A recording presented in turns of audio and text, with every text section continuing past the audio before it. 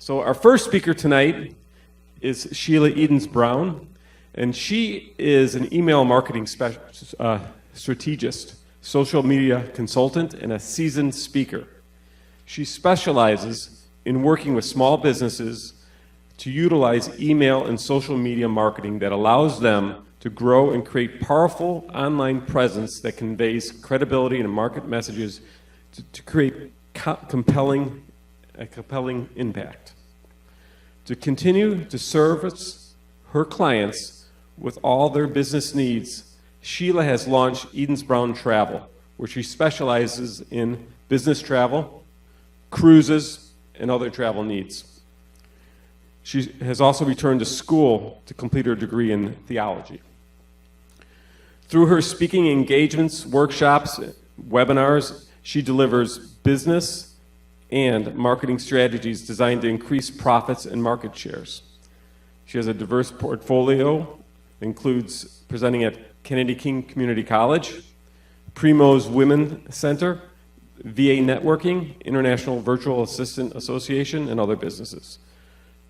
She's also hosted various summits and continues to sharpen her speaking skills. So she finds joy in being a dedicated wife to her husband, and a caring mother to her 3 children. And she lives in Illinois. So this time I'd like to bring up Sheila Edens-Brown, and she is doing communicating on video. And she's going to do a press conference. So the first part of the press conference is going to be a 3 to 5 minute press conference, and there's going to be a Q&A after that for a couple minutes. So, ladies and gentlemen, Sheila Edens-Brown, the announcement.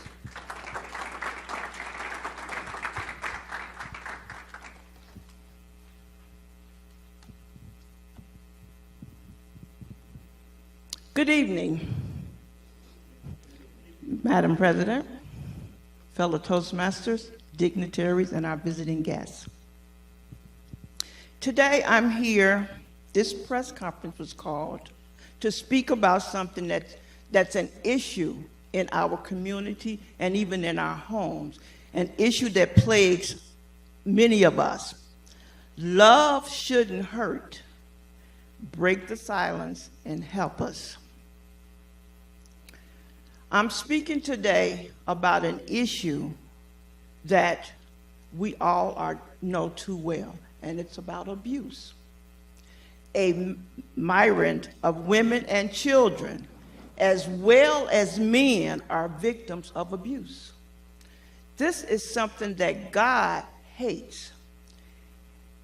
Any type of abuse are things that we need to work and work on preventing it. The organization that I have, A Woman of Grace, we recognize how abuse is affecting so many people, how it's affecting even our children, women and men in the community and even in the church. There are a myriad of statutes that says and that shows the hard truth. That is, 1 in 3 girls and 1 in 5 boys will be sexually abused before they turn 18. More than 12 million women and men are rape victims, physical violence, or they are stalked by an intimate partner every year. I know that you may know someone, or someone even in your home, family, a friend, and it may even be you. When I was 13, my mom was abused by my stepdad, and he stabbed her where she almost died. So as my sister and I had to be sent south to stay with family relatives until, thank God, she recovered. Myself, I have experienced abuse by an ex-husband, but I was one of the strong ones. I was able to walk away with my children, which I thank God for. So victims and their families are acquainted with the abusers in more than 90% of cases, unfortunately. So what my organization, A Woman of Grace, has done, along with the community and a few organizations from our church, we have launched a campaign that's called End It Now. This campaign is to motivate our communities and our churches to help break the cycle of abuse. The only way that we can do this is that we need to be aware of what's going on, and we need to be able to speak up. We also need to be able to refer people. So, by launching this campaign, as I said, we want to raise the awareness of it. And how will we do this? As I said, we're going to work with other organizations, and then we are going to be able to refer victims. We are looking to have classes where we are going to teach, and especially the children, because all of them are not aware of what abuse is. You know, children are at an age where they think that because it's an older person, and if they did it to me or whatever, it's okay. So they go about their business, and they may not tell anyone. But some of the things that we have now are that we have a website that we'll be able to connect people to. There are domestic violence hotlines to refer and to give to people. As I said, we're doing trainings to teach. We are working for those that have been abused to the point where they may have to go to the hospital. We're having advocates in the hospitals that would be able to give information to them and to help them to get into a home or something for a while. And there are other things that's being done, and I would be happy to talk about those things at any time. Or if you want me to come out and speak to your group, I'm available for that. But I would like to thank you for coming here this evening, for listening to me, and to know that abuse is something that plagues all of us, and we all have a part to play. And we all should be ready to help someone else. Thank you. Are there any questions? Yes, sir. Do you have legal counsel working pro bono? We do.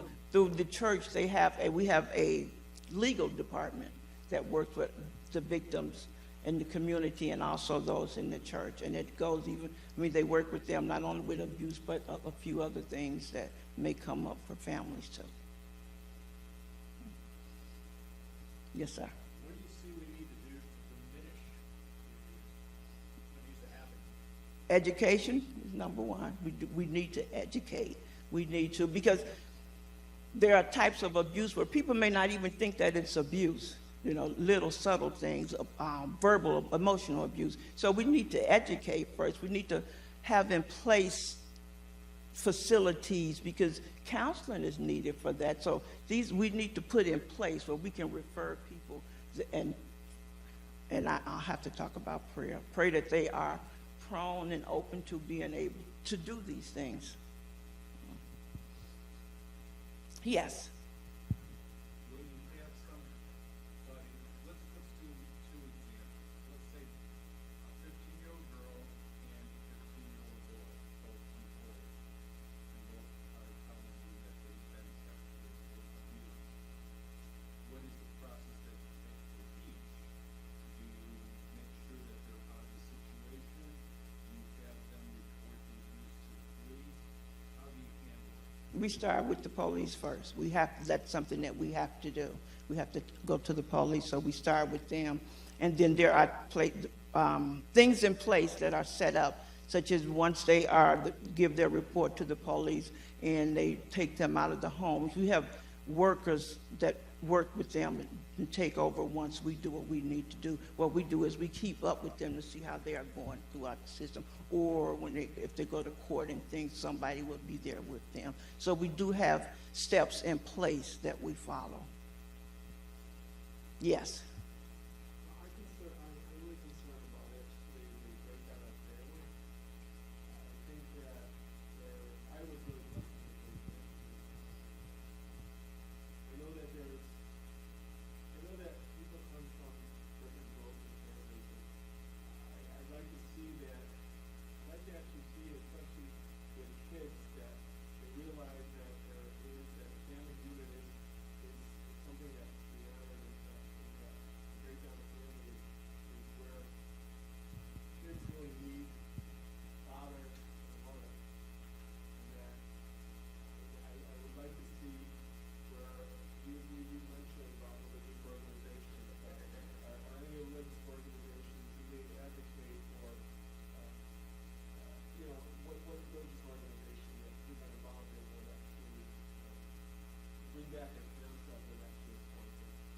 Well, I have the Seventh-day Adventist organization, but then there are some of the other denominations that also in the community that we work with too.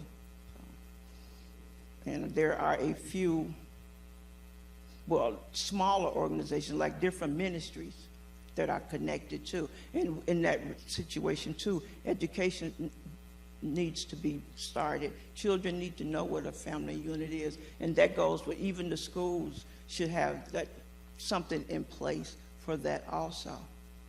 So, thank you, and I would like to thank you for allowing me to come this evening and to speak to you.